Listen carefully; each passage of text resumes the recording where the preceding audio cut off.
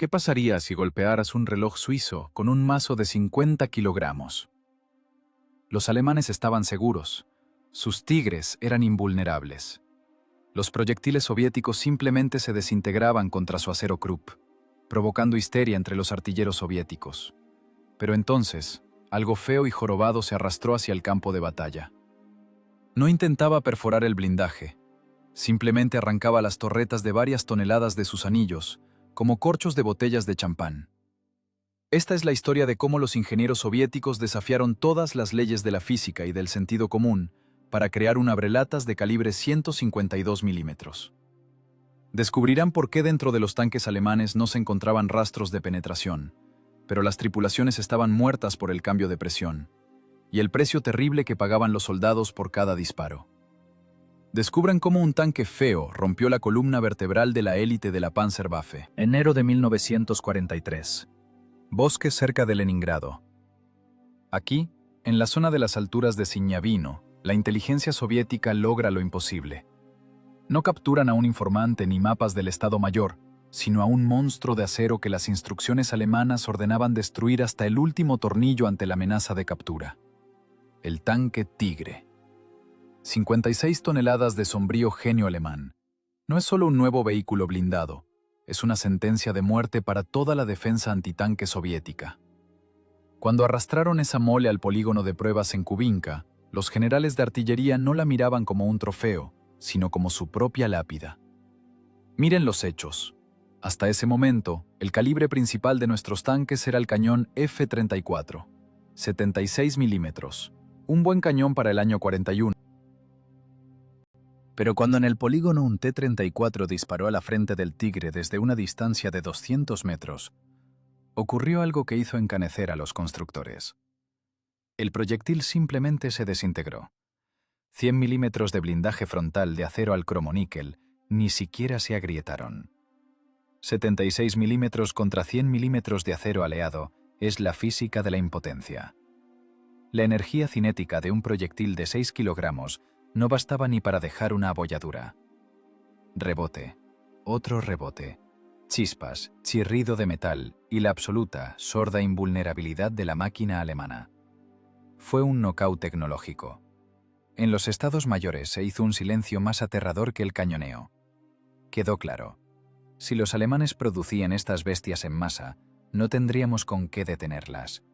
Nuestros tanques se convertirían en blancos de tiro al blanco. El T-34 solo podía perforar el costado del Tigre a quemarropa, prácticamente metiendo el cañón en la oruga, mientras que el cañón de 88 milímetros del alemán quemaba nuestras máquinas desde 1,5 kilómetros. La distancia de la muerte no estaba a nuestro favor. 1-10. La información llegó al Kremlin instantáneamente. La reacción de Stalin no fue emocional, sino seca, como el chasquido de un cerrojo. El Comité Estatal de Defensa no pedía, exigía una solución. Plazo, 25 días. 25 días para crear un asesino capaz de romperle la columna a ese monstruo blindado. Eso no es un plazo para desarrollar un tanque, es un plazo para un funeral o para un milagro. Normalmente, la creación de una nueva máquina lleva años. Aquí no había tiempo ni para los planos. Camarada Kotin, la voz en el teléfono era baja, pero helaba la sangre. Tiene 25 días. O encontramos con qué golpear a los tigres, o los tigres estarán en Moscú. ¿Me ha entendido? Joseph Cotten, el diseñador jefe, colgó el teléfono. Sus manos no temblaban. No había tiempo para temblar. En la oficina había humo de cigarrillo y olor a validol. Los ingenieros lo miraban como a un hombre al que acababan de leerle su sentencia de muerte. ¿Qué haremos, Joseph Yakovlevich?, preguntó uno de los ingenieros principales. Su voz estaba ronca por el insomnio. No tenemos cañón. El 100 milímetros de Gravin no está terminado. 85 milímetros es poco. No vamos a perforar el blindaje. Kotin se acercó a la ventana. Tras el cristal aullaba el viento invernal de los Urales.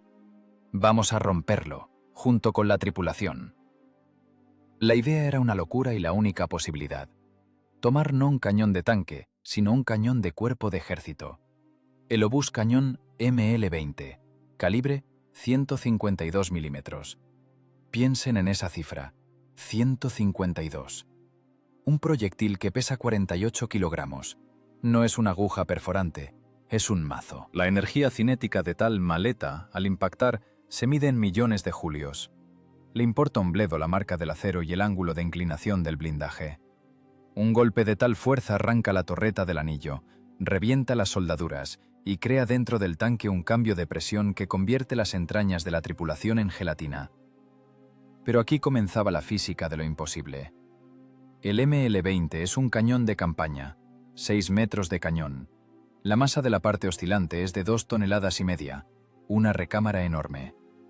Está creado para estar en el suelo y golpear búnkeres desde posiciones ocultas. Meter esa mole en la casamata de un tanque es como intentar meter un mortero naval en un coche compacto. El retroceso de este obús es tal que puede volcar un tanque ligero. ¿El chasis del KV-1S aguantará?, preguntó el diseñador del tren de rodaje. Debe aguantar, cortó Kotin. No tenemos opción. Tomamos el Kliment Voroshilov, cortamos la torreta, ponemos una casamata y montamos el obús allí. Pero no quedará espacio, objetó alguien. La recámara ocupará la mitad del compartimiento de combate. ¿Dónde se sentará la tripulación? ¿En las rodillas del artillero? Que se sienten sobre los proyectiles si es necesario. Lo principal es que esta cosa dispare y acierte. En los talleres de la fábrica Kirov de Chelyabinsk, el famoso tancogrado, el tiempo se comprimió como un resorte. La gente trabajaba 18 o 20 horas. No es una figura retórica, es un hecho médico de agotamiento. Comían directamente junto a las máquinas, dormían a ratos, apoyando la cabeza sobre bancos de trabajo manchados de aceite. El frío era bestial. Los talleres no tenían calefacción. El metal quemaba los dedos incluso a través de las manoplas. Pero el miedo al tribunal y la comprensión de que sus hermanos ardían en el frente empujaban a la gente hacia adelante más fuerte que cualquier látigo. Los planos se hacían directamente en el lugar. Método de diseño rápido, así lo llamarían después en los libros de texto. Pero entonces se llamaba hazlo o muere. Los ingenieros se arrastraban con cintas métricas por la maqueta, tratando de encontrar milímetros de espacio para que el cañón pudiera bajar y subir. Los enormes dispositivos de retroceso del ML-20 chocaban contra el techo de la casamata. Tuvieron que cortar escotillas, cambiar la geometría, rediseñar las placas de blindaje en vivo. «¡No cabe, Yosef Yakovlevich!», gritaba el maestro del taller de montaje, cubriendo el zumbido de la grúa. «La recámara choca con la transmisión al retroceder. Si disparamos, destrozará la caja de cambios al diablo».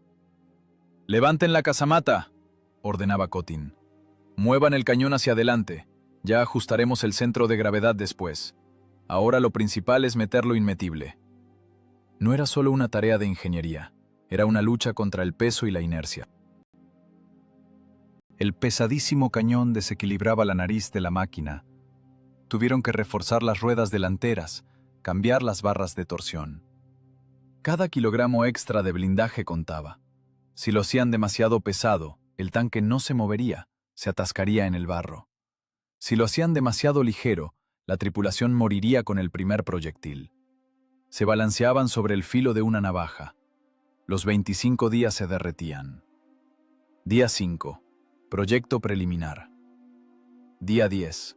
Maqueta de madera. Día 15. Primer metal.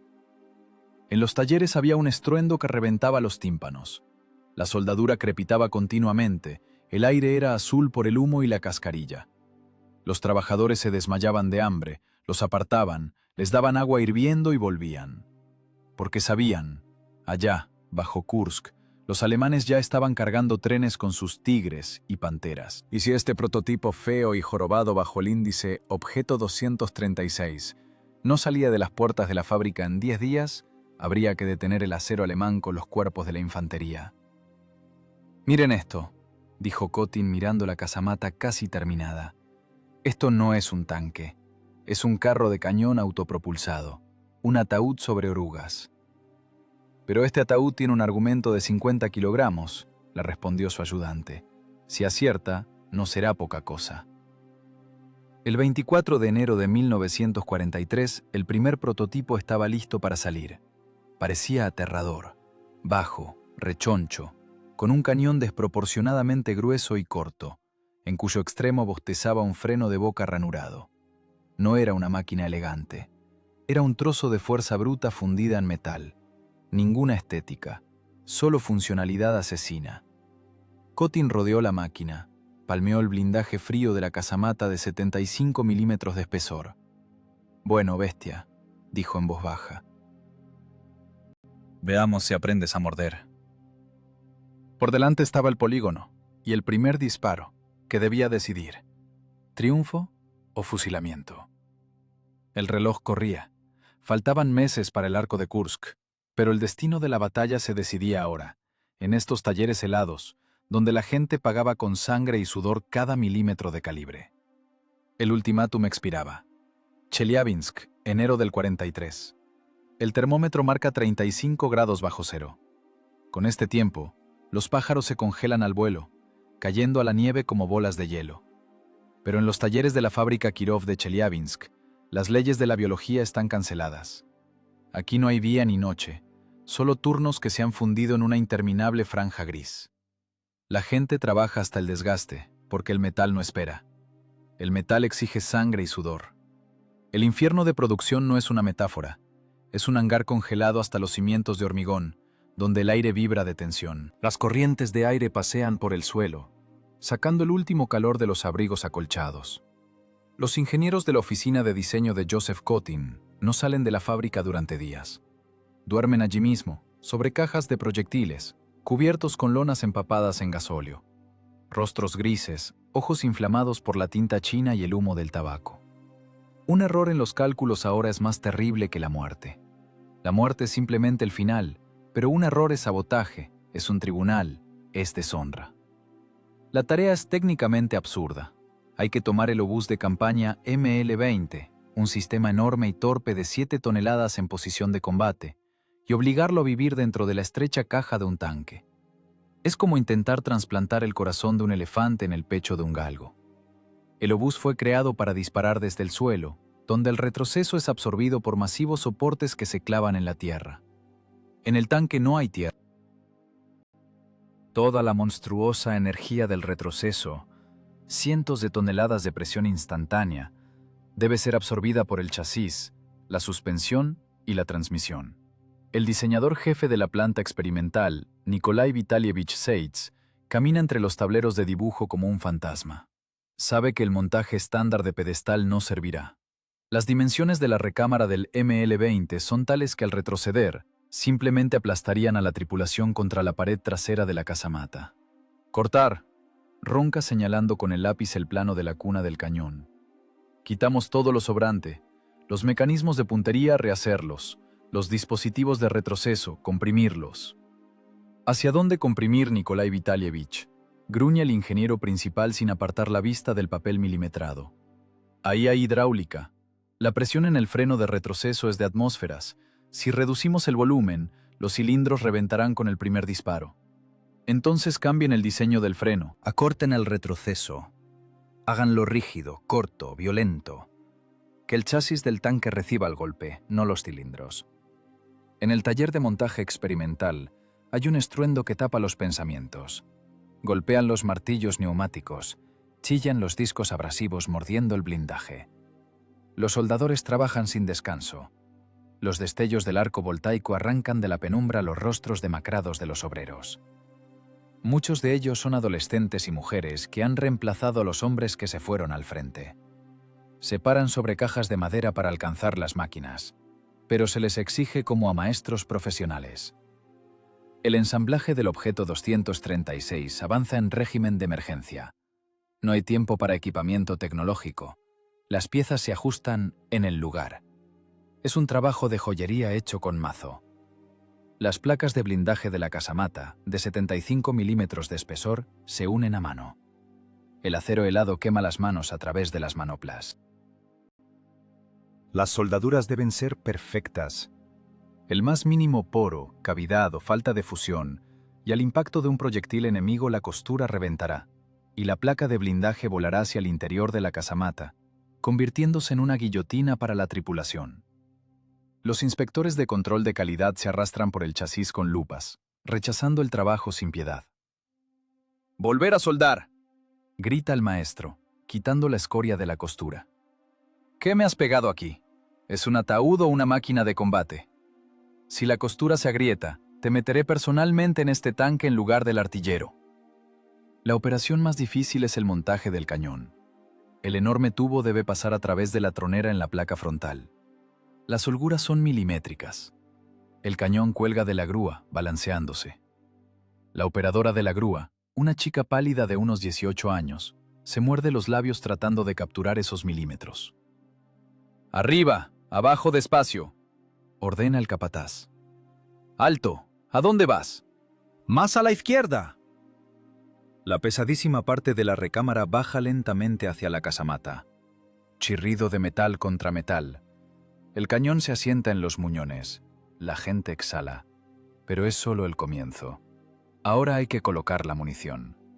Los proyectiles de calibre 152 milímetros no son balas. Cada uno pesa casi 50 kilogramos. Hay que colocarlos en algún lugar de modo que el cargador pueda sacarlos en combate en segundos y no rebuscar en el almacenamiento como en una despensa. Falta espacio catastróficamente. Dentro del autopropulsado es tan estrecho como en un submarino. La recámara del cañón divide el compartimiento de combate por la mitad, separando al comandante y al artillero de los cargadores. Prácticamente no hay ventilación. Los diseñadores comprenden. Después de 3 o 4 disparos, la concentración de gases de pólvora en el interior superará la norma mortal. Pero no hay tiempo para desarrollar un sistema complejo de purga del cañón. Pondrán un ventilador en el techo, hace un gesto Zeitz. En combate abrirán las escotillas, no se asfixiarán. Lo principal es que dispare. El frío penetra por todas partes. El aceite en los reductores se espesa, convirtiéndose en masilla. El líquido hidráulico esteol en los dispositivos de retroceso se vuelve viscoso. Antes de verterlo lo calientan con sopletes, arriesgándose a provocar un incendio. Pero el riesgo de arder en el taller no es nada comparado con el riesgo de no llegar a tiempo. Los 25 días se derriten como la nieve sobre el blindaje de un motor en marcha. Cada hora de inactividad es un informe a Moscú. Cada fallo es una búsqueda de culpables. Pero no hay culpables. Solo hay un límite de las capacidades humanas que esta gente cruzó hace ya una semana. En el 20º día comienza el montaje de las miras. Panorama Hertz, mira telescópica ST10. La óptica son los ojos de la máquina. La ajustan con precisión fanática. El artillero debe ver el objetivo a 1,5 kilómetros. Si la óptica se empaña en combate, somos cadáveres, murmura el ajustador, limpiando las lentes con alcohol. El olor a alcohol por un segundo supera el olor a quemado y sudor. ¡No respire sobre ella! Para la mañana del 25º día, el objeto 236 está en medio del taller. Aún no está pintado, cubierto de cascarilla de fábrica, manchas de aceite y marcas de tiza de los maestros. Pero está entero, está vivo. Es una máquina fea y tosca. La alta casamata la hace un blanco visible. El largo cañón con freno de boca desequilibra la nariz, haciendo que las ruedas delanteras se hundan casi hasta los topes. Pero en esta tosquedad se siente una fuerza primitiva. No es un tanque de desfile para la Plaza Roja. Es una herramienta de trabajo de guerra. Un hacha forjada con prisa, pero del mejor acero. Joseph Kotin se acerca a la máquina. Pasa la mano por la costura de soldadura de la casamata. El metal está helado, pero al constructor le parece que pulsa. Arranquen, dice en voz baja. El motor V2K estornuda nubes de humo negro, escupe y comienza a rugir uniformemente. Tiemblan las paredes del taller, tiembla el suelo bajo los pies, tiemblan los cristales en los marcos supervivientes bajo el techo. Los trabajadores que caían de cansancio levantan la cabeza. En sus ojos no hay alegría. En ellos solo hay una satisfacción sorda de que esta etapa ha terminado. Hicieron lo imposible. Cruzaron una serpiente con un erizo, un obús con un tanque, hielo y fuego. Por delante está el polígono, el lugar donde la física dictará su veredicto. ¿Aguantará el chasis el retroceso? ¿No se arrancará la torre al disparar? ¿No se desmoronará la transmisión? Nadie tiene respuestas. Solo hay fe en la resistencia del acero soviético y la inevitabilidad de la orden. Las puertas del taller se abren dejando entrar el vapor helado. El autopropulsado hace rechinar las orugas y se arrastra lentamente hacia la noche. al encuentro de su destino. Polígono cerca de Chelyabinsk, febrero de 1943. Una llanura nevada, surcada por orugas y cráteres. Aquí no hay personas, solo hay funciones, observadores, mecánicos, artilleros. Y está el objeto 236. Está en la posición inicial, parecido a un lagarto prehistórico agazapado. De la casamata sobresale un cañón desproporcionadamente enorme, apuntando hacia el campo de tiro. La tensión es tal que el aire parece electrificado. No son simples prácticas de tiro. Es el momento de la verdad para toda la construcción. Los ingenieros saben, la fuerza de retroceso calculada del obús ML-20 alcanza decenas de toneladas. En la cureña de un cañón de campaña, esta energía la absorben las palas clavadas en la tierra. Aquí no hay palas. Todo ese monstruoso mazo de energía cinética será recibido por las ruedas, las barras de torsión y el casco del tanque. Teóricamente deberían aguantar. En la práctica, nadie sabe si la transmisión no se hará añicos tras el primer disparo. Nadie sabe si no arrancará la casamata de los pernos. ¡Cargar! La orden suena sorda a través de los cascos. Dentro de la máquina hay poco espacio. El cargador, un hombre fuerte con manos de herrero, toma un proyectil del estante.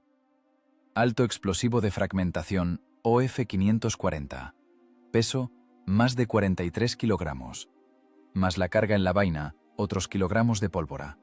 Es carga separada. Primero el proyectil, luego la vaina. Es lento, es pesado. En la estrechez de la casamata, donde cada movimiento está limitado por la recámara, es acrobacia con una pesa. Ruido del cerrojo. El cierre de pistón se cierra, encerrando la muerte en la recámara. El objetivo.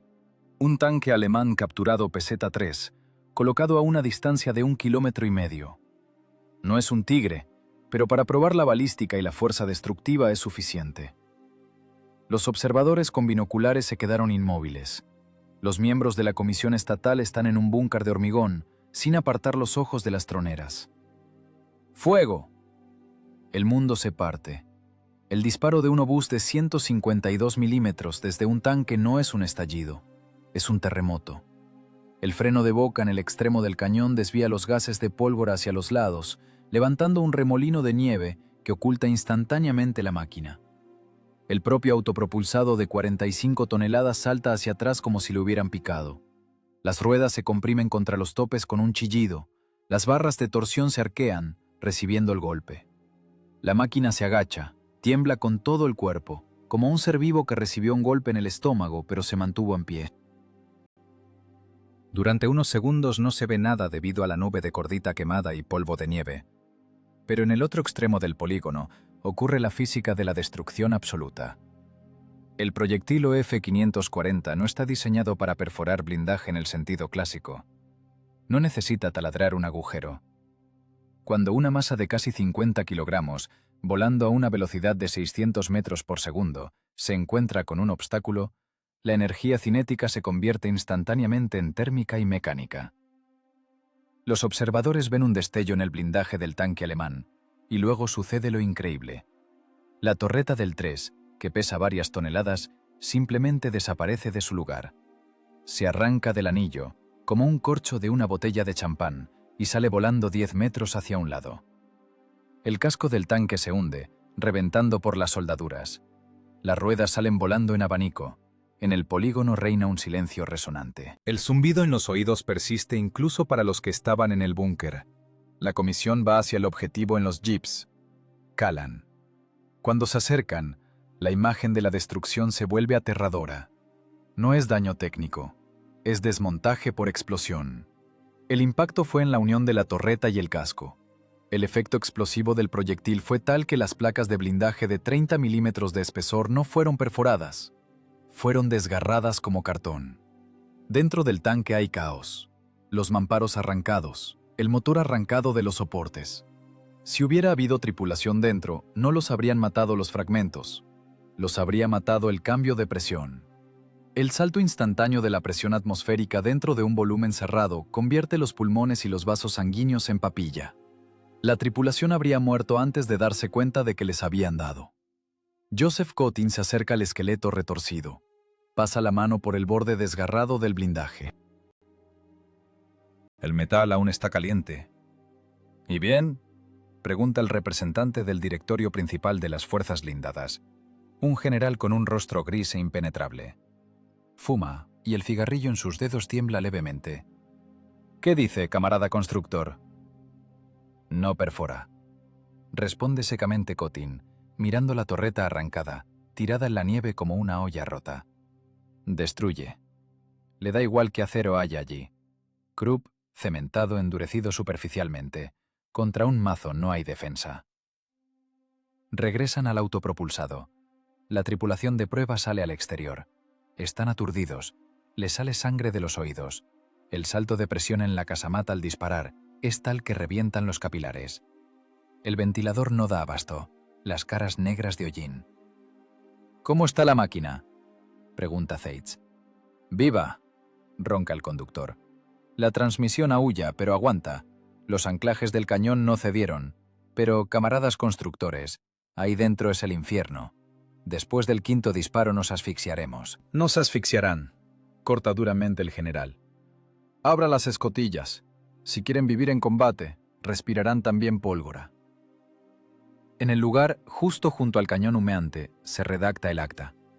Según todas las reglas de la recepción militar, la máquina debe pasar 500 kilómetros de marcha, disparar todo el recurso del cañón, pasar pruebas climáticas. Para eso se necesitan meses. No hay meses.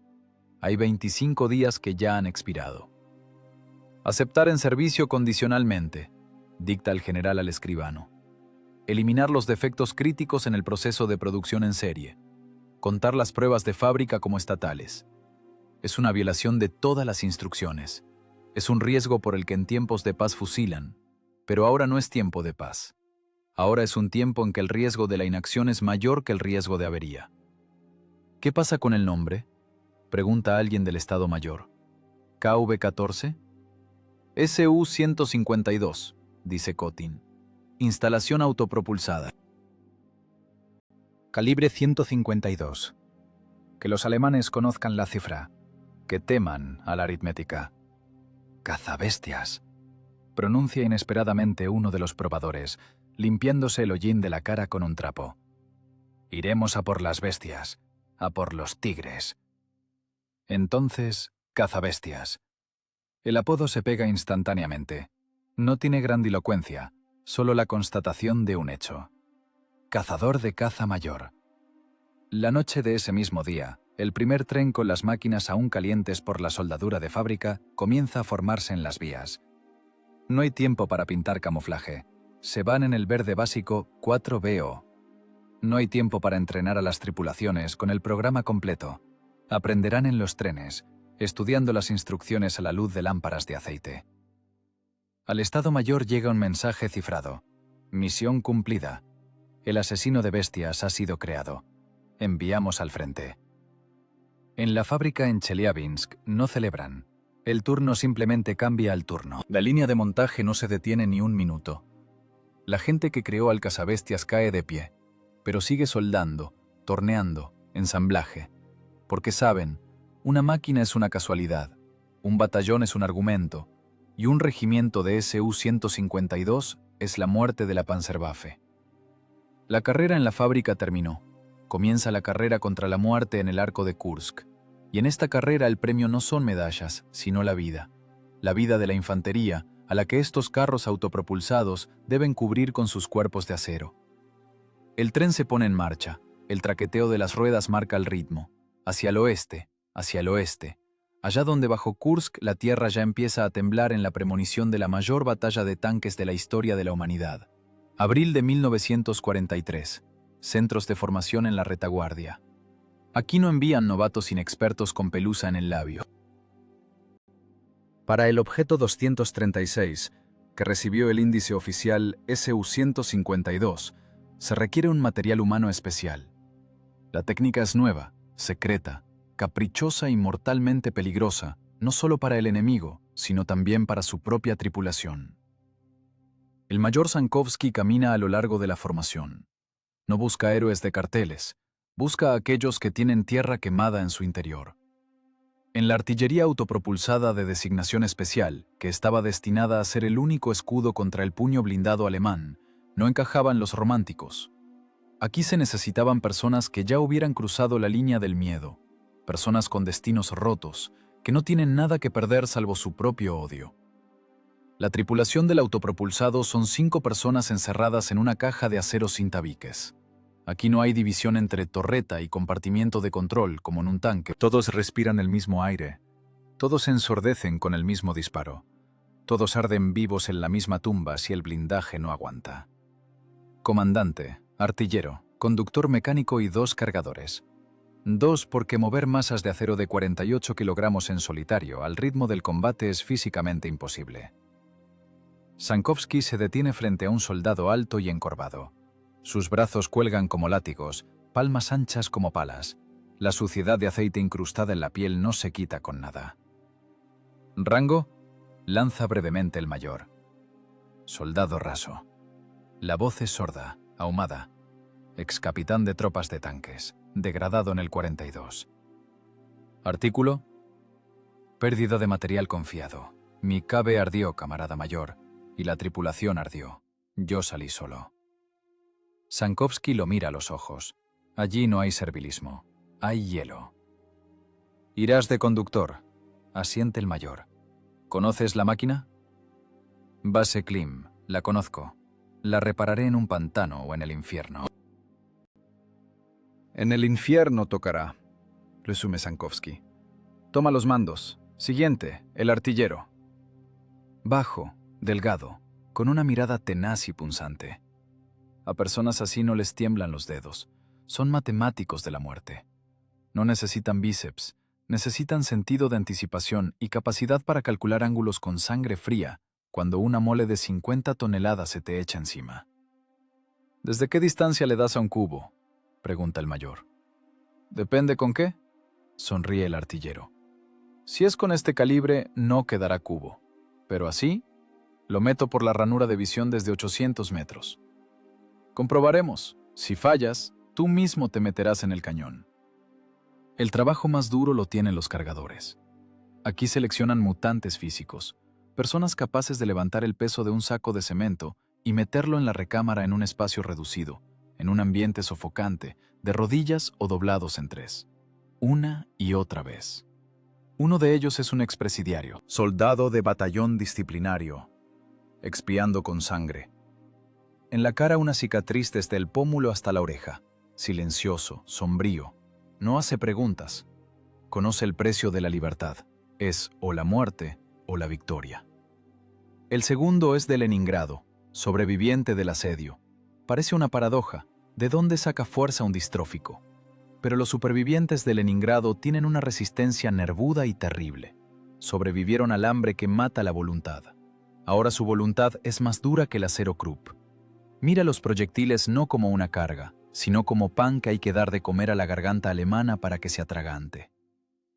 Bien, la voz de Sankovsky suena en el silencio del hangar como un latigazo. La máquina es experimental. Blindaje, 75 milímetros. El frente aguanta, los costados son cartón. Visibilidad nula, ventilación nula. Después del tercer disparo vomitaremos por los gases, pero no dejaremos de disparar. Su tarea es convertirse en apéndices de la recámara. Un mecanismo. Yo pienso, ustedes hacen. Los recorre con la mirada. No somos tanquistas, somos suicidas. Apuestan por nosotros cuando otros se cagaron. La tarea es una, un disparo, un cadáver. Alemán. ¿Preguntas? Una pregunta, camarada mayor. Ronca el cargador disciplinario, escupiendo al suelo. ¿Darán alcohol? El alcohol después del combate, si sobrevives. Y ahora marcha la casamata. Aprendamos a morir correctamente. Comienza la coordinación. No es entrenamiento, es adiestramiento de reflejos. Dentro del Su-152 es tan estrecho como en un ataúd. La enorme parte trasera del obús ML-20 ocupa casi todo el espacio. A la izquierda del cañón el artillero, a la derecha el comandante, detrás los cargadores. El conductor delante, separado de los demás por el cuerpo del cañón. Comunicación, solo por el interfono, que siempre carraspea, o con patadas. El comandante patea al conductor en el hombro izquierdo. Giro a la izquierda.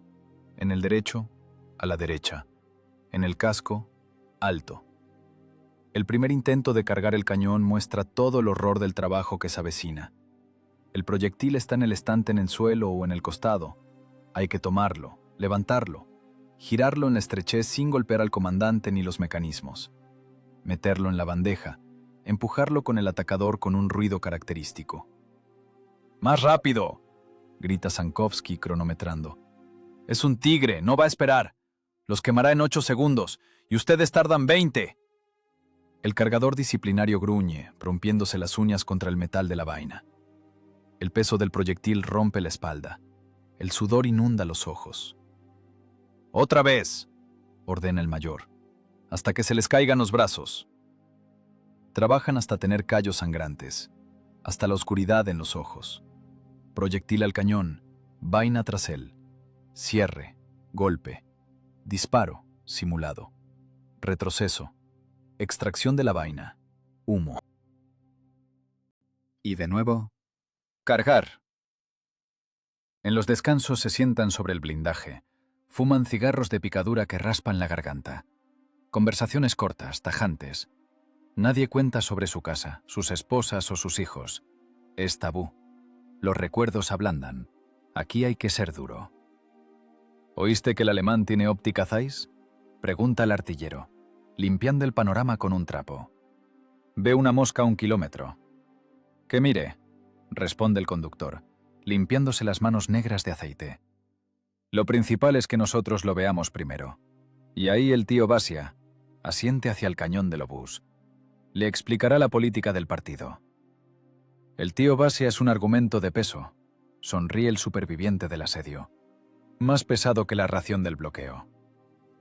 Se adaptan unos a otros no como amigos, sino como engranajes en una caja de cambios. Aprenden a entenderse sin palabras. Por un suspiro, por un movimiento de hombro, por el olor del miedo. Sankovsky ve. De esta gentuza comienza a forjarse un organismo único. Duro, malvado, profesional. El comandante sabe lo que ellos no saben. La inteligencia informa sobre la concentración de fuerzas alemanas bajo Kursk y Oriol. Allí se reúne todo el poder de acero del Reich. Cientos de panteras, tigres, Ferdinands. No será un combate. Será una picadora de carne en la que el metal arderá como papel. Y estos 5 en su máquina angulosa hecha a toda prisa son los únicos que pueden detener esta ola. Por la noche, antes de la salida del tren, Sankovsky reúne a la tripulación. Escuchen la orden de combate. Vamos a Kursk. Tarea: arrancar los colmillos a la bestia alemana. Trabajamos desde emboscadas. Distancia de apertura de fuego, letal. Desde 500 metros. Más cerca es muerte. Más lejos es lotería. Golpear a lo seguro. Hace una pausa. No les prometo que volveremos, pero prometo que nos llevaremos con nosotros a tantos alemanes como quepan en el infierno. A las máquinas. Rechinan las escotillas. Las pesadas tapas se cierran de golpe, cortando a la tripulación del mundo exterior. Ahora su mundo es la penumbra del compartimiento de combate, el olor a gasóleo, grasa de armas y sudor masculino. Por delante lo desconocido. Por delante la estación Poniri, Projorovka, el arco de fuego. Por delante el examen que toma la propia muerte, y solo se puede aprobar con excelente. No habrá recuperación. El motor ruge expulsando nubes de humo azulado. El autopropulsado se sacude y se arrastra a la plataforma ferroviaria. Las personas dentro de él ya no tienen nombres, son la tripulación, son parte del cazabestias, están listos para matar. Junio de 1943. Polígonos de retaguardia del Frente Central. El sol está en el cenit, calentando el blindaje a la temperatura de una plancha. Dentro de la casamata del autopropulsado, el termómetro marca más 50 grados. El aire es denso como gelatina. Huele a gasóleo, aceite recalentado y sudor masculino que no alcanza a secarse, empapando las guerreras por completo. Aquí, en esta caja de acero, ocurre la alquimia de la guerra. 5 personas diferentes se funden en un único mecanismo de asesinato. El entrenamiento no es disparar a blancos. Disparar es una fiesta. El entrenamiento es el trabajo forzado del cargador. Intente levantar un saco de cemento de 50 kilogramos. Y ahora imagine que este saco está hecho de acero liso y resbaladizo por la grasa. Tiene que levantarlo del suelo, en un espacio estrecho donde no puede enderezarse por completo, girarlo en brazos sin golpear al comandante ni los mecanismos de puntería, y meterlo con precisión de joyero en la recámara del cañón. Y luego, sin pausa, agarrar una vaina de 10 kilogramos con la carga y empujarla tras él. Y debe hacerlo en 20 segundos. O mejor, en 15. ¡Más rápido!,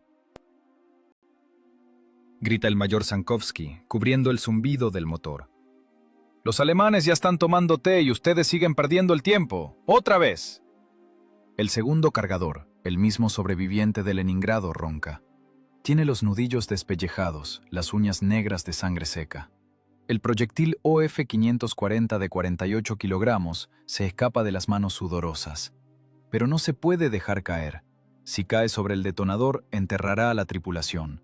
Si cae en el pie, quedará inválido. Atrapa la masa de acero con el muslo, hace una mueca de dolor y de un tirón la mete en el cañón. El ruido del cerrojo suena como el golpe de una guillotina. ¡Disparo!, ordena el mayor. El disparador mecánico chasquea en el vacío. ¡Retroceso! ¡Extracción! ¡Cargar nuevo! Lo repiten cientos de veces, hasta vomitar de cansancio, hasta la oscuridad en los ojos. Las espaldas se rompen, los músculos se llenan de ácido láctico tanto que las manos tiemblan como las de un paralítico. Pero el mayor es implacable. Conoce la física del combate. La cadencia de fuego del obús ML-20 es su talón de Aquiles. 2 o 3 disparos por minuto. El tigre alemán tiene 8. En el tiempo que los nuestros recargan, el alemán logra enviar 3 saludos mortales. La única oportunidad de sobrevivir es reducir este tiempo hasta el límite de las capacidades humanas. Dentro del Su-152 reina la claustrofobia. La enorme recámara del obús divide el compartimiento de combate por la mitad, como un muro de hormigón. A la izquierda se sientan el artillero y el comandante, a la derecha los cargadores. No hay contacto visual. El comandante no puede ayudar al cargador, ni siquiera puede empujarlo para animarlo. Se oyen solo a través del carraspeo del dispositivo de intercomunicación o a través de las maldiciones que atraviesan incluso el rugido del motor. ¡Toma a la izquierda, maldita sea!, grita el artillero, girando los volantes. El sudor le inunda los ojos, corrosivo, salado. No hay tiempo de limpiar. ¡Mecánico, gira! El conductor delante, en su pozo, tira del embrague lateral. La máquina de varias toneladas se sacude con todo el cuerpo, derribando al cargador. Este cae, golpeándose el hombro contra la recámara, maldice, pero no suelta el proyectil. ¡Mantener el horizonte!, ordena Sankovsky. ¡No estamos en un baile! Ya no son personas, son funciones. El artillero es el ojo, el comandante, el cerebro. Los cargadores, pistones. El conductor, las piernas. Si falla un elemento, morirá todo el sistema. Cerca de julio terminan los entrenamientos. Llega la orden de reubicación. Todo se hace en régimen de estricto secreto.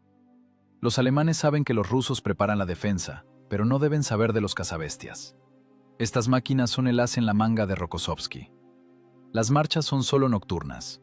De día, la técnica se esconde en franjas forestales, cubierta con redes de camuflaje y ramas, de modo que a 5 metros no distingas los contornos. Noche. El polvo se levanta como una columna, tan denso que se puede masticar. La columna de autopropulsados pesados va sin luces. Los conductores llevan las máquinas al tacto, orientándose por la mancha blanca en la popa del autopropulsado de delante o por la silueta del regulador que parpadea en la oscuridad como un fantasma pálido. El estruendo de las orugas tapa los sonidos del bosque nocturno. La tierra tiembla bajo el peso de cientos de toneladas de acero.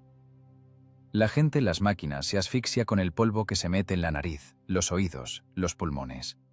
No hay respiradores. Se envuelven la cara con trapos aceitosos. Los ojos están inflamados y rojos como los de los conejos. Quieren dormir mortalmente, pero no se puede. Parar la columna es un atasco. Un atasco es un blanco para la aviación alemana por la mañana. ¡No dormir! Sankovsky patea al conductor en el hombro con el pie. «Si te duermes, nos vamos a la cuneta». «No duermo, comandante», susurra aquel, aferrado a las palancas con los dedos blancos. Solo parpadeo despacio. Al amanecer salen a la zona asignada, cara norte del arco de Kursk, zona de la estación Poniri. Aquí, según datos de inteligencia, se dará el golpe principal. El terreno es abierto, estepa cortada por barrancos, una mesa ideal para el billar de tanques. Lo primero que hacen las tripulaciones tras la marcha agotadora no es caer a dormir, sino tomar las palas. El autopropulsado es un depredador de emboscada. Necesita una trinchera, una caponera, cavar un refugio para una mole de 45 toneladas a mano, con palas de zapador, en tierra seca como piedra. «Cavamos, muchachos», dice el cargador disciplinario escupiendo en las palmas. «Más hondo nos enterramos, más viviremos».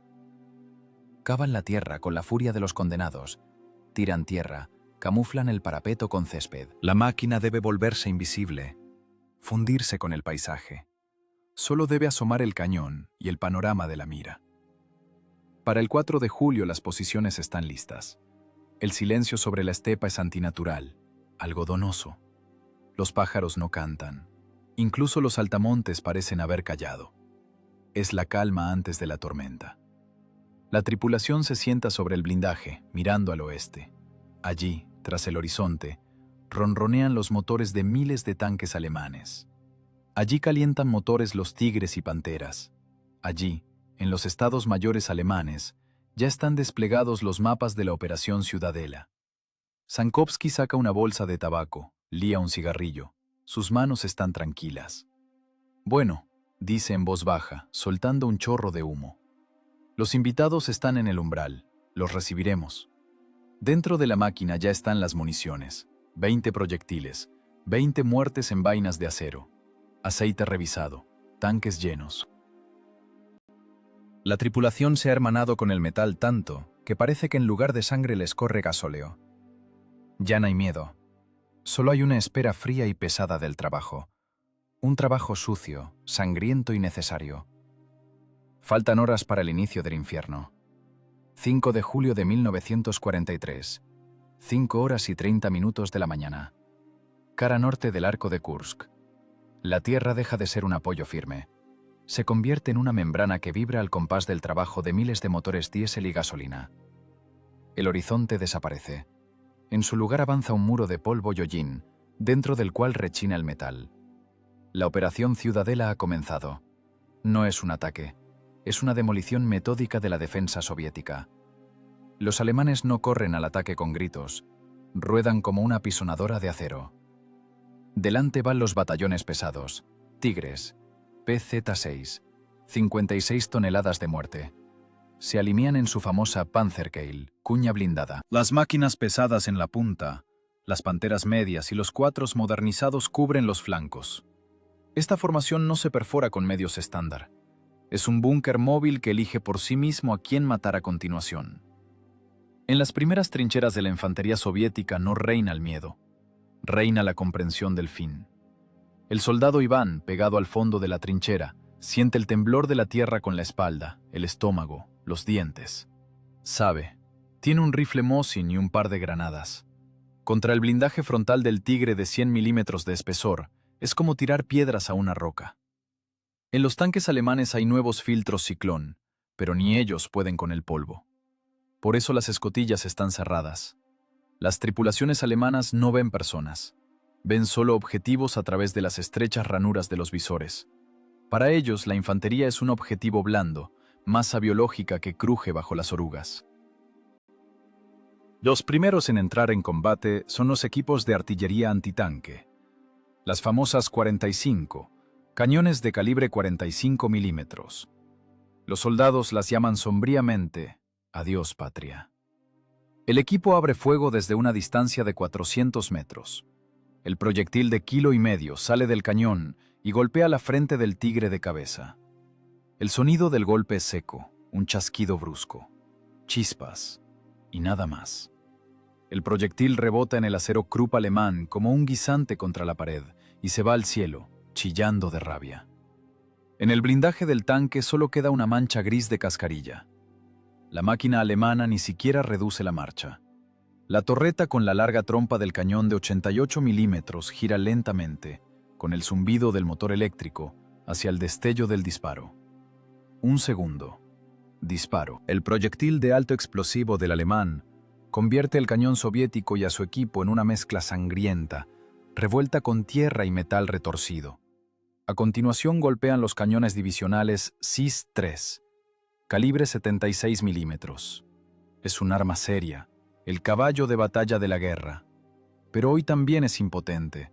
Los proyectiles perforantes a 1 kilómetro de distancia no atraviesan la frente del Tigre. Resbalan, rebotan, se destruyen. La energía cinética no basta para romper los 100 milímetros de acero endurecido superficialmente. El comandante de la batería mira con los binoculares y ve cómo sus proyectiles, a los que rezaba toda la infantería, se desmoronan inútilmente contra el blindaje alemán. Ve cómo los Tigres se detienen por un segundo solo para hacer un disparo preciso. La óptica alemana Zeiss les permite dar a una ardilla en el ojo desde 1,5 kilómetros. Nuestros cañones arden uno tras otro. Los escudos de los cañones son atravesados. Las ruedas salen volando. Los cañones se vuelven del revés. El pánico no es huida. El pánico es parálisis de la voluntad. Cuando ves que tu arma no funciona, la psique se rompe. Los artilleros siguen cargando y disparando, pero ya es agonía. Histeria mecánica. Los alemanes rompen la primera línea de defensa en media hora. Los tanques pasan sobre las trincheras. Vista desde la trinchera. Sobre la cabeza, la panza negra y aceitosa del tanque. El estruendo de las orugas ensordece. La tierra cae por el cuello. Yaces en el fondo, cubriéndote la cabeza con las manos, y rezas para que el suelo no ceda bajo el peso de 50 toneladas. Si cede, te aplastará como a un insecto. El sonido de los troncos del techo del refugio rompiéndose se parece al crujido de huesos. El que no se escondió ve cómo el tanque empieza a planchar la trinchera. El conductor del Tigre pone punto muerto y hace un giro sobre el sitio. Una oruga va hacia adelante, la otra hacia atrás. El tanque gira, moliendo la tierra junto con las personas en carne picada. Esto se llama limpieza técnica del terreno. El campo de batalla está cubierto de humo negro. Arde todo lo que puede arder. Hierba seca, técnica, carne humana. El olor es nauseabundo, mezcla de quemado, gasóleo y el olor dulzón de carne quemada. En el aire, caos. Los comandantes de regimiento gritan en los teléfonos, pidiendo apoyo. ¡No se detienen! ¡Los proyectiles no entran! ¡El blindaje no se perfora! ¡Den aviación! ¡Den reservas! Pero no hay aviación. El cielo está cerrado por la Luftwaffe. Los Junkers cuelgan sobre las posiciones, encendiendo su aullido de sirena que hiela la sangre, y lanzan bombas con precisión de cirujanos. La defensa cruje por las costuras. La cuña alemana se clava en el cuerpo del frente soviético por kilómetros. Parece que detener esta avalancha es imposible. Es el triunfo de la ingeniería alemana. El Tigre parece un dios de la guerra invulnerable que bajó la tierra para castigar. La infantería comienza a retirarse. No es una retirada organizada, es un movimiento espontáneo hacia atrás, lejos de las orugas chirriantes. Los comisarios intentan detener a los soldados, pero la pistola TT es un mal argumento contra el terror animal ante una máquina que no penetra el proyectil. En el Estado Mayor del Frente comprenden, si no detienen la ruptura ahora, para la tarde los alemanes saldrán a espacio operativo, y entonces un cerco. Entonces la repetición del año 41. Se necesita un argumento, se necesita un as, se necesita fuerza bruta y cruel, capaz de romper esta máquina alemana perfecta. Llega el momento de la verdad. El comandante da la orden de introducir en combate la reserva especial. En la franja forestal, camufladas con ramas y redes, esperan su hora esas mismas máquinas feas y jorobadas. Las tripulaciones de los Su-152 oyen el estruendo del combate acercándose. Oyen cómo trabaja la artillería alemana, cómo rugen los motores de los Tigres. El mayor Sankowski en su casamata se pone el casco. Su cara está negra de polvo, pero los ojos tranquilos. Ve en el periscopio cómo los tanques alemanes, seguros de su impunidad, se arrastran por la cresta de la colina, de costado hacia él. No ven la emboscada. Piensan que la artillería rusa está suprimida. Dentro del autopropulsado el aire está al rojo vivo. El cargador ya sostiene en brazos el obús de 48 kilogramos. «Bueno, Fritz», susurra el artillero, girando el volante de puntería vertical. «Ahora probaremos su acero Krupp a la ruptura». Ya no es un combate, es una ejecución. La cuña blindada alemana entra en la zona de impacto. Distancia, 700 metros. Ideal para matar. La artillería perdió. La infantería está aplastada. Ahora la palabra la tiene el cazabestias. La historia se detiene por un segundo, antes de que el calibre 152 diga su palabra de peso. El comandante del Tigre de cabecera se siente un dios. Su máquina acaba de aplastar con las orugas un cañón antitanque soviético junto con su dotación. Ve por el visor los esqueletos ardiendo de los T-34. Los proyectiles rusos tamborilean en su blindaje frontal, dejando solo rasguños. Es una sensación embriagadora de invulnerabilidad absoluta. Abre la escotilla de la cúpula del comandante para inspeccionar mejor el campo de batalla. Alrededor, humo, quemado y pánico de la infantería soviética en retirada. Le parece que este paseo de acero hasta Kursk será una cacería fácil, pero no ve lo que ocurre 600 metros adelante, en los densos arbustos en la ladera de una altura sin nombre. Allí, cubierta por una red de camuflaje, se quedó inmóvil el Su-152 del mayor Sankovsky. Dentro del autopropulsado hay silencio, roto solo por la respiración pesada de la gente y el susurro de los volantes de puntería. El artillero se pegó al ocular del panorama. Su mundo se redujo a la cruz de la mira y la silueta negra del tanque alemán que crece cada segundo. Las manos del artillero están secas y firmes. No piensa en que si falla, en 10 segundos el proyectil de 88 milímetros del alemán los convertirá a todos en cenizas. Resuelve un problema trigonométrico: anticipación, distancia, velocidad del objetivo. «Distancia 600». La voz del mayor en los auriculares suena como crujido de grava. «No hay perforante, con explosivo, a la frente». «A la frente», responde el artillero. La cruz atrapa la unión de la torreta y el casco del Tigre. Es el lugar más vulnerable. Si golpeas ahí con un mazo de casi 50 kilogramos, la geometría del tanque dejará de existir. Los segundos se estiran en una eternidad. El tanque alemán se arrastra, balanceando el cañón. Busca una víctima. No sabe que la víctima es él. ¡Fuego! El artillero aprieta el disparador. En ese momento, dentro del S-152 llega el fin del mundo. El disparo del obús ML-20 en un volumen cerrado es un golpe fisiológico. El aire se comprime instantáneamente, golpeando los tímpanos con la fuerza de un puño de boxeador. El polvo del suelo vuela hacia arriba, cegando por un segundo a la tripulación. La enorme recámara vuela hacia atrás, rechinando acero contra acero, expulsando la vaina humeante. El autopropulsado de 45 toneladas se agacha sobre las ruedas traseras. La tierra bajo las orugas gime. El proyectil F-540, 48 kilogramos de TNT y acero, sale del cañón a la velocidad del sonido. Necesita menos de un segundo para superar los 600 metros. En ese segundo, el comandante alemán quizás nota el destello en los arbustos, pero su cerebro no alcanza a dar la orden. Golpe.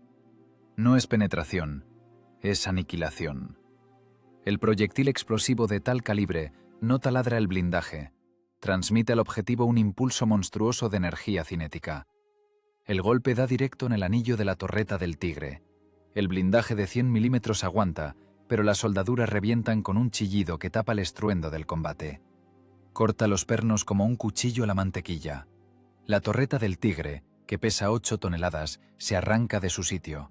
Vuela por el aire, dando volteretas, como una pieza de juguete lanzada por un niño caprichoso. De la escotilla abierta sale volando el cuerpo del comandante alemán, ya muerto, roto por la sobrecarga. La torreta cae a 10 metros del casco, clavando el cañón en la tierra. El propio casco del tanque se aplasta. Dentro de la máquina ocurre un salto instantáneo de presión de cientos de atmósferas. La tripulación no muere por fragmentos, los mata el barotrauma. Los pulmones se rompen, los ojos se salen, los órganos internos se convierten en papilla sangrienta. Mueren instantáneamente, sin siquiera entender que su fortaleza invencible ha sido destruida. En el campo de batalla ocurre algo extraño. El ataque alemán, un mecanismo perfectamente ajustado, tropieza. Otras tripulaciones de Tigres lo ven. Ven cómo su buque insignia, hace un segundo invulnerable, se convirtió en un montón de chatarra humeante sin torreta. Es un shock. Es el colapso de la visión del mundo. Están acostumbrados a que los proyectiles rusos reboten, y aquí, como si el propio diablo hubiera golpeado el tanque con un martillo gigante. Los Tigres se detienen. Las orugas rascan la tierra, las máquinas retroceden. El miedo animal penetra a través del blindaje. El mito de la inmortalidad de la Panzerwaffe se disipó con un disparo. Dentro del cazabestias nadie celebra. Allí es el infierno. ¡Oídos!, grita el cargador agarrándose la cabeza. De la nariz le corre un hilo fino de sangre. No oye nada, solo un zumbido. El mayor Sankovsky ve en el periscopio el resultado del disparo. Esqueleto ardiendo. Torreta arrancada. «Listo», ronca. No hay emociones, solo la fría fijación del hecho. «Mecánico, corta adelante. Cambiamos posición. Cargar». El autopropulsado arranca de un tirón, alejándose del posible fuego de respuesta. El cargador sobreviviente del asedio, tambaleándose por la contusión, ya tira del siguiente proyectil. Sus manos tiemblan, pero el cuerpo recuerda los movimientos. Proyectil a la bandeja. Atacador. Ruido. Vaina. Ruido del cerrojo.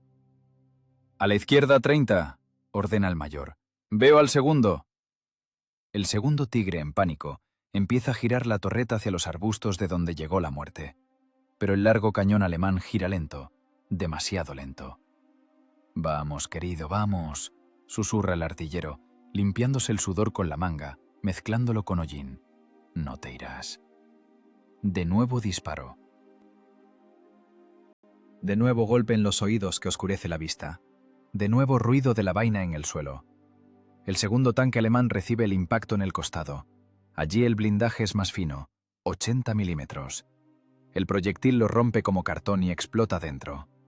La explosión de 48 kilogramos de munición dentro de un espacio cerrado destroza la máquina. No arranca la torreta, simplemente se hunde dentro del casco, que se hincha como un barril y revienta por las costuras. Una columna de fuego y humo negro se eleva a la altura de un edificio de 5 pisos. Detonación de la munición. En la radio de los tanquistas alemanes, histeria. «¡Atención! ¡Muerte negra!», grita alguien. «¡No son tanques! ¡Es gran calibre! ¡Retirada!». El ataque se ahoga. La formación se rompe. Tigres y panteras, habiendo perdido a los líderes, comienzan a disparar desordenadamente y retroceder, bajo la cobertura de sus cadenas de infantería. En la casamata del Su-152 hay una niebla densa y acre de gases de pólvora. El ventilador no da abasto. La gente tose, escupiendo saliva negra. Los ojos lloran. «Ventilar», ordena Sankovsky. «Abrir escotillas». Las pesadas hojas se abren de par en par. Adentro irrumpe aire fresco, mezclado con olor a quemado y polvo. El mayor se asoma por la escotilla. Ve el campo sembrado de máquinas alemanas ardiendo. Ve cómo la infantería enemiga se tumba y empieza a arrastrarse. «Recibieron, bastardos», dice el cargador, limpiándose la sangre de la cara con un trapo sucio. «¿Les gusta nuestra ciencia?». «Dejar las conversaciones», corta Sankovsky. Pero en su voz, por primera vez en estos días, se oye no solo metal, sino también una oscura satisfacción. «Esto es solo el comienzo. Ahorrar proyectiles. Golpeamos solo a lo seguro. Recargan». Las manos y espaldas duelen, en los oídos hay algodón, pero ya no hay miedo. Entendieron lo principal. El tigre es solo un montón de hierro, y este montón se puede romper. Tienen en las manos la herramienta más terrible de esta guerra, el abrelatas de calibre 152, y la cacería solo ha comenzado. El combate dura ya 4 horas. Para la tripulación del Su-152, el tiempo perdió linealidad y se convirtió en una sustancia viscosa y caliente. Si afuera, en la estepa bajo Poniri, hace un calor de 30 grados, dentro de la caja de acero del autopropulsado es un verdadero infierno. La temperatura superó los 50. El blindaje, calentado por el sol de julio afuera, y el trabajo del motor y el cañón adentro, quema el tacto incluso a través del mono. Prácticamente no hay ventilación en la máquina. El ventilador de serie es una burla de los constructores a la fisiología. Solo mueve el aire caliente en círculos. Después del 10º disparo, la casamata se convierte en una cámara de gas. Los gases de pólvora de la carga quemada se acumulan bajo el techo. Pesados, aceitosos, dulzones al gusto. Penetran en todas partes. No hay respiradores. La gente respira a través de trapos mojados que se secan en minutos. El monóxido de carbono es un asesino silencioso. Primero empieza a partirse la nuca. Luego ante los ojos flotan círculos de colores. Luego llega la apatía. Te da igual si estás vivo o muerto. Solo quieres cerrar los ojos y dormir. ¡No dormir! El grito del mayor Sankovsky atraviesa el algodón en los oídos. Ve cómo el artillero empieza a cabecear perdiendo el objetivo. El mayor le pega un puñetazo en el hombro. ¡Despierta! ¡Si te duermes nos quemamos! El artillero sacude la cabeza. Su cara es gris, con un tinte verde. Los ojos le lloran tanto que casi no ve la escala de la mira. Hace una inspiración profunda, tose, escupe moco negro al suelo y de nuevo se pega al ocular. Veo objetivo, distancia 800. El trabajo más terrible es el de los cargadores. Son 2, pero ya están al límite de las capacidades humanas. Mover proyectiles de 48 kilogramos en una sauna donde no hay que respirar es una carga incompatible con la vida. El corazón late a 200 latidos por minuto, tratando de bombear sangre espesa por la deshidratación. El soldado disciplinario toma otro proyectil. Las manos resbalan por el sudor y el aceite. El proyectil parece pesar 1 tonelada. Los músculos de la espalda están acalambrados. «Vamos, querido, vamos», ronca levantando la masa de acero a nivel del pecho. En ese momento, sobre el blindaje del cazabestias llega la respuesta. Un tanque alemán escondido en los pliegues del terreno golpea con perforante. El proyectil golpea en el bisel de la casamata. El sonido del golpe dentro de la máquina no se parece a nada. No es un zumbido. Es como si te metieran dentro de una campana de iglesia gigante y luego la golpearan con un mazo con toda la fuerza. La onda sonora golpea el cerebro más fuerte que un golpe físico. De los oídos, de la nariz salpica sangre. El polvo secular que yacía en las grietas, vuela en columna, haciendo instantáneamente la visibilidad nula. El blindaje aguantó. 75 milímetros de acero inclinado amortiguaron, enviando la masa alemana al rebote. Pero el golpe cinético fue de tal fuerza que dentro de la casamata se desprendió cascarilla. Pequeñas escamas de metal afiladas como navajas salpicaron en las caras de la tripulación. «¡Informe!», grita Sankovsky. No oye su propia voz, siente la vibración de las cuerdas vocales. «¡Vivos!», sisea el mecánico. «Tren de rodaje normal». «¡Cargar!», ordena el mayor. «Mientras ellos recargan». El cargador sobreviviente del asedio, a quien el golpe arrojó sobre la munición, se levanta. Se tambalea como un borracho. De la ceja cortada corre sangre, inundando el ojo. Se la limpia con la manga, esparciendo la suciedad. Agarra el proyectil. Ahora no es momento para el dolor. Ahora funciona solo el instinto, o nosotros a ellos o ellos a nosotros. Proyectil en el cañón. Vaina. Cerrojo. ¡Listo! El artillero, a través de las lágrimas y el polvo, atrapa la silueta del 4 alemán que se atrevió a contestar. Las manos tiemblan, los volantes giran pesado, la grasa se espesó por el polvo. ¡Toma! ¡Recibe! Disparo. Otro golpe a los tímpanos. Otra porción de monóxido de carbono llena los pulmones. La vaina vuela con estruendo al suelo, humeando como un tizón. El hedor a barniz quemado y cordita se vuelve insoportable. En el periscopio se ve como el tanque alemán se enciende. El impacto de 152 milímetros incluso de refilón le arranca las pantallas colgantes, rompe la oruga y prende fuego al compartimiento del motor. ¡Escotillas!, ronca Sankovsky. ¡Abrir escotillas! ¡O moriremos! El cargador con las últimas fuerzas empuja la pesada hoja de la escotilla. Cede con dificultad. Por la ranura irrumpe aire ardiente del exterior. Parece fresco y limpio como agua de manantial en comparación con ese cóctel venenoso que respiraron la última media hora. Pero junto con el aire irrumpe el sonido del combate. Aullido de morteros, tableteo de ametralladoras, rugido de motores. ¡Ametralladores!, grita el comandante. La infantería alemana, cubriéndose con el blindaje de sus tanques, se acercó. Las balas empiezan a repiquetear en la escotilla abierta. ¡Cerrar! La escotilla cae de nuevo con un pesado estruendo. De nuevo oscuridad, de nuevo sofoco, de nuevo cámara de gas. Es un duelo en un horno de acero. Están encerrados en su propia arma. El agua en las cantimploras se calentó hasta parecer té, pero no hay tiempo de beberla. Un trago de agua tibia con sabor a metal solo aumenta la sed. La lengua se pega al paladar. Los labios están agrietados y sangran. «Otro, derecha 30», ordena el mayor. El conductor mecánico trabaja con las palancas en automático. Ya no siente sus piernas. El calor de la transmisión, que está justo a su lado, es tal que las suelas de las botas empiezan a derretirse. «Aguanta, Sergei», se susurra a sí mismo. «Aguanta. Llegaremos a la tarde, y allí aunque sea caer en la nieve». El autopropulsado hace un tirón, girando la frente hacia la nueva amenaza. El cazabestias es una máquina torpe, sin torreta. Para apuntar el cañón en el horizonte, hay que mover todo el casco. 45 toneladas de hierro. Son segundos. Segundos preciosos cuando el costado está expuesto al golpe. «¡Más rápido!», apura Sankovsky. El artillero atrapa el objetivo. Una nueva pantera. Es rápida, depredadora. Ya los ve. Su torreta gira. ¿Quién es más rápido? Es una carrera de reacciones. El artillero alemán en condiciones cómodas, con ventilación, con excelente óptica. El artillero soviético en estado semi-inconsciente, en el humo, con los ojos inundados de sudor. Pero el artillero soviético tiene furia. Y tiene un calibre que perdona errores al apuntar, pero no perdona impactos. ¡Disparo!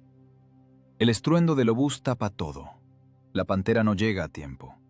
El explosivo le golpea bajo la torreta, detonando la munición. La torreta del gato alemán sale volando hacia un lado, como un sombrero con viento fuerte. Dentro del STU-152, la gente se desploma al suelo. Pausa. Un segundo de respiro. «Agua», ronca el cargador. Sankovsky le tiende la cantimplora. Las manos del comandante tiemblan.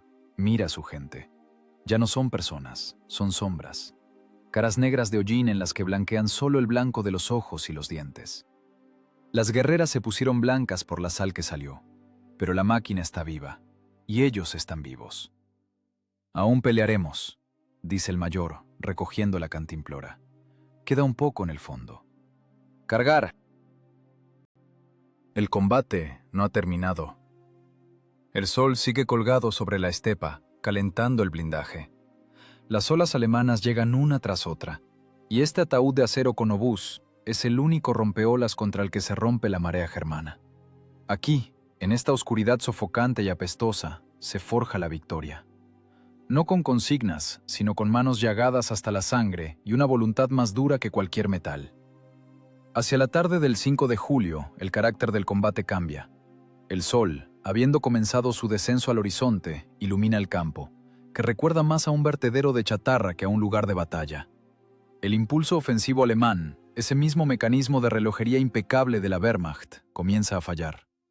Los engranajes se atascaron, y no se atascaron con arena, sino con pesados fragmentos de blindaje Krupp, esparcidos por toda la estepa.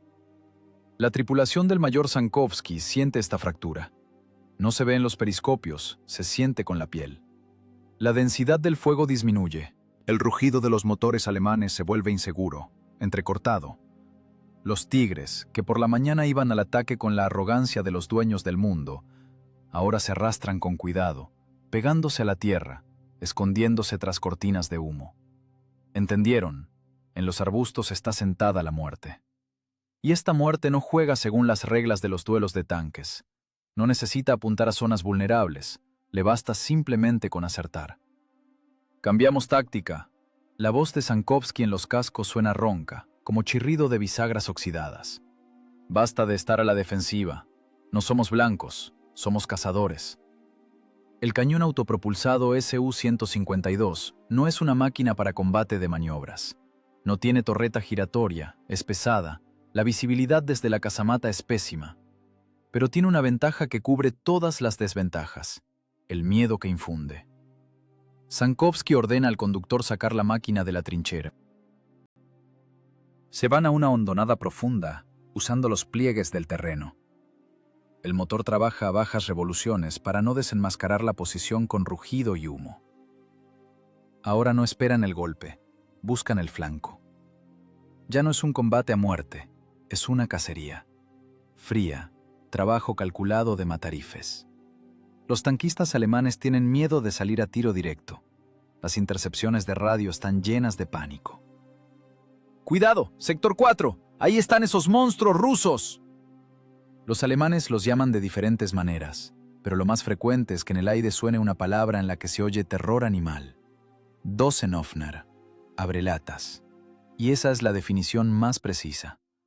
El obús ML-20 no perfora los tanques, los abre. La tripulación del cazabestias toma posición a la salida de la hondonada. Motor apagado. Silencio. Solo zumbido en los oídos contusionados y crujido del metal enfriándose.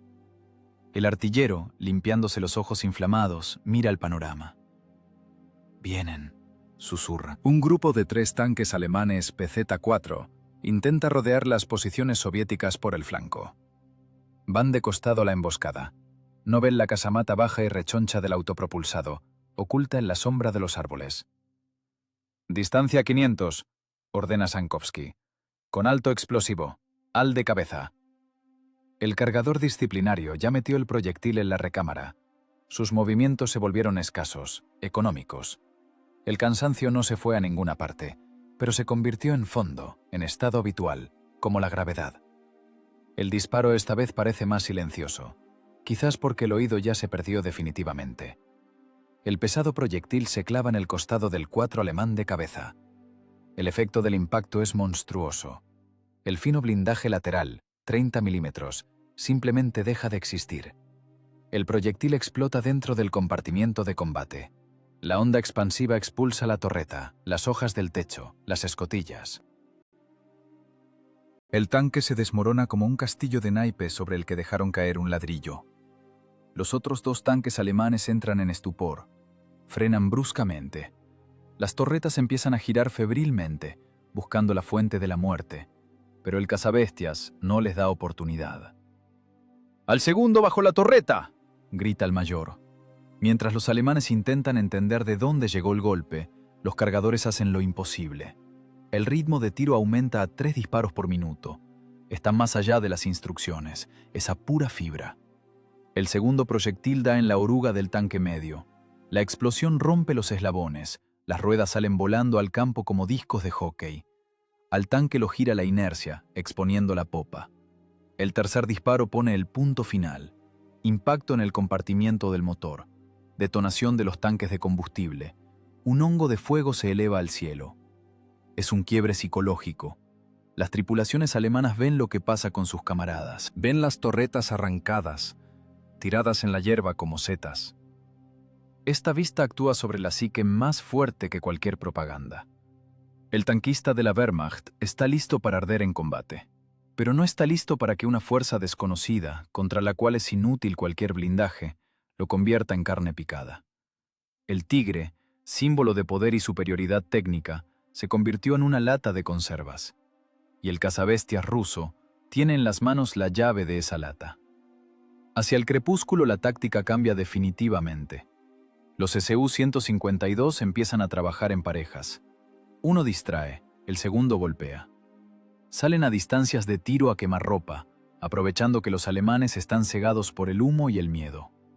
Sankovsky ve en la mira cómo una pantera retrocede, sin atreverse a salir al espacio batido. Es la victoria, no táctica, sino moral.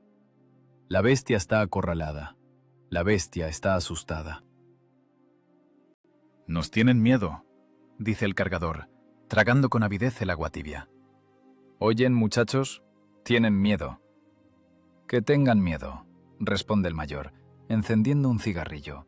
Sus manos negras, temblorosas, pero la mirada clara. El miedo es lo único que se llevarán de aquí ahora, los que sobrevivan. La munición se acaba.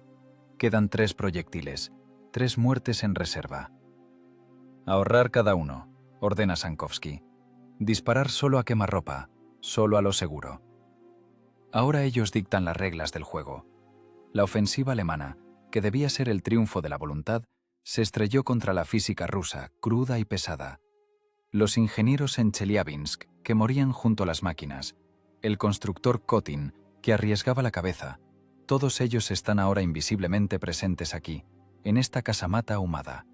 Su trabajo, sus noches de insomnio se convirtieron en energía cinética que rompe la columna de la Panzerwaffe.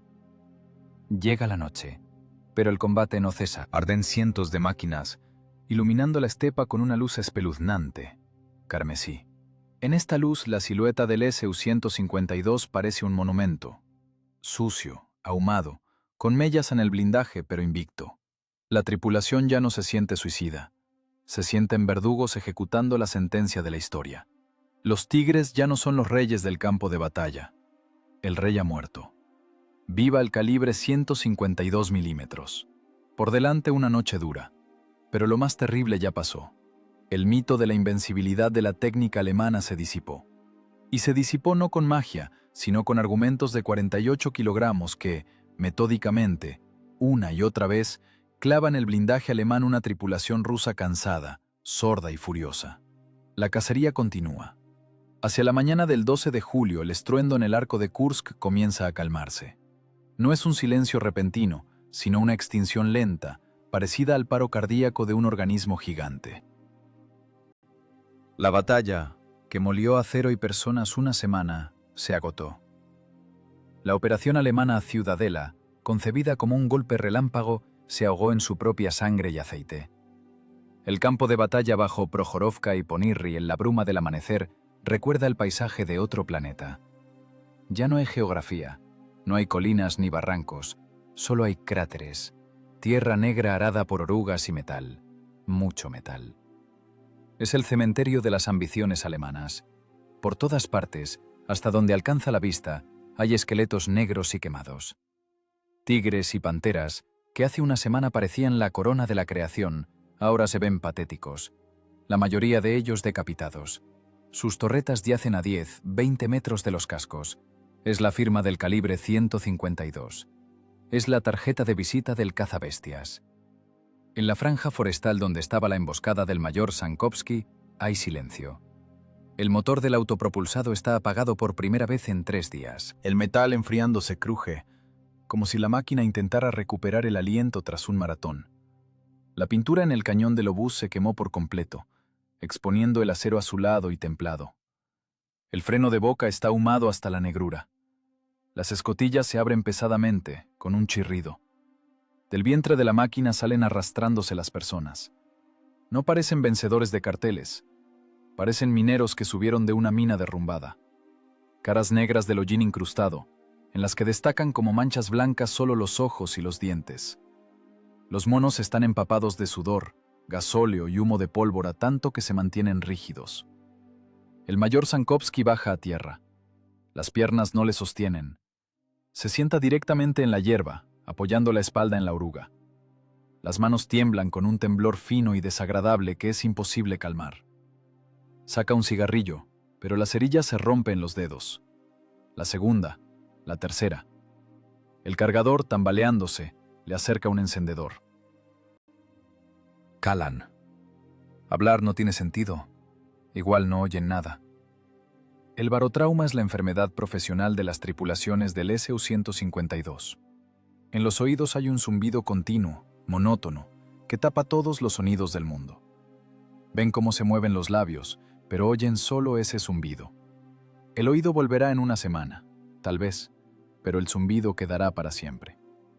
El cargador sobreviviente del asedio mira sus manos. La piel en las palmas está arrancada hasta la carne por las vainas y los mecanismos. No siente dolor. La adrenalina, que los mantuvo en tono todos estos días, se fue, dejando tras de sí vacío y un cansancio de plomo. Simplemente se tumba en la tierra, abriendo los brazos, y mira al cielo. El cielo es gris, cubierto de humo, pero de allí ya no caen bombas. El conductor mecánico rodea la máquina, acaricia el blindaje como a un ser vivo. En la placa frontal, 3 profundas abolladuras de proyectiles alemanes. Como si alguien hubiera pinchado plastilina con el dedo. El blindaje aguantó. El metal de los Urales, soldado en los fríos talleres de Chelyabinsk por adolescentes hambrientos, resultó más fuerte que el acero Krupp. Aguantó, querida, susurra, aunque él mismo no se oye. Nos sacó.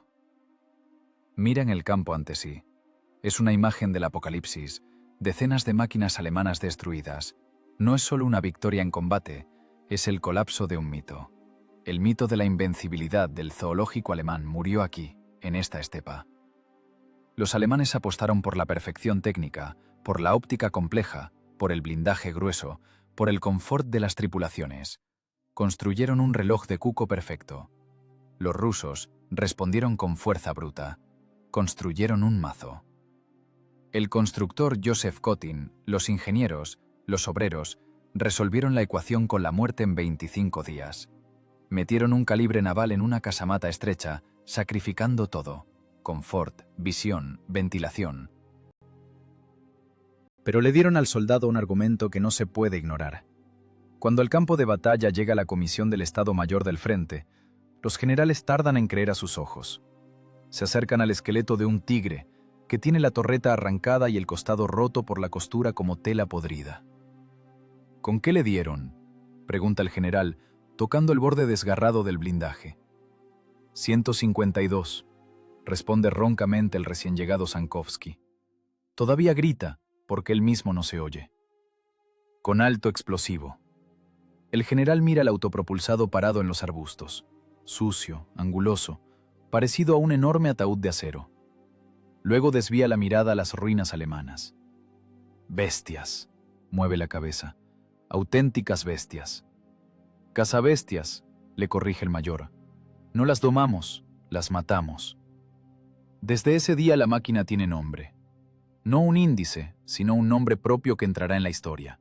Cazabestias. Este apodo se convertirá para los tanquistas alemanes en sinónimo de sentencia. El miedo ante los autopropulsados rusos cambiará la táctica de la Panzerwaffe. Nunca más se sentirán seguros. Ni en los tigres, ni en las panteras, ni en los futuros tigres reales. Porque saben, en algún lugar en los arbustos puede esperar una casamata camuflada con la pupila oscura de un cañón de 150 milímetros, al que le importa un bledo el grosor de su blindaje. La tripulación saca las cantimploras. El alcohol está tibio, asqueroso, pero quema la garganta, devolviendo la sensación de vida. Están vivos. Es el milagro principal. Según las estadísticas, la vida de un tripulante de autopropulsado en tal combate se calcula en minutos. Ellos vivieron una eternidad. Se miran unos a otros. En sus ojos no hay alegría. En ellos hay una pesada sabiduría de personas que miraron al horno del infierno y escupieron allí. Se volvieron otros. La guerra quemó en ellos todo lo sobrante, dejando solo un armazón de deber y odio. Por delante aún 2 años de guerra. Por delante el Dnieper, Polonia, Königsberg, Berlín. A estas máquinas les tocará romper los búnkeres de hormigón de la línea Mannerheim y convertir en polvo los barrios urbanos de las ciudades alemanas. Pero la columna vertebral de la maquinaria de guerra nazi fue rota precisamente aquí. No por la aviación, no por los aliados, sino por esta cuña cruda y pesada que clavaron en el blindaje alemán los ingenieros y tanquistas soviéticos. El mayor Sankovsky termina de fumar. Tira la colilla al polvo y la apaga con la bota. «Arranca», ordena. Todavía hay mucho trabajo. El motor estornuda, expulsando una nube de humo negro, y comienza a zumbar uniformemente. La tierra vuelve a estremecerse, pero ahora no es temblor de miedo, sino de sumisión ante la fuerza. El autopropulsado da la vuelta, rechinando las orugas, y se arrastra lentamente hacia el oeste, siguiendo el rastro del enemigo en retirada. El sol se levanta sobre el campo de batalla, iluminando el metal retorcido. Pero ese metal ya no da miedo, es simple chatarra. La historia ha sido reescrita por el calibre 152 milímetros, y el punto final en este capítulo es grueso, pesado y definitivo.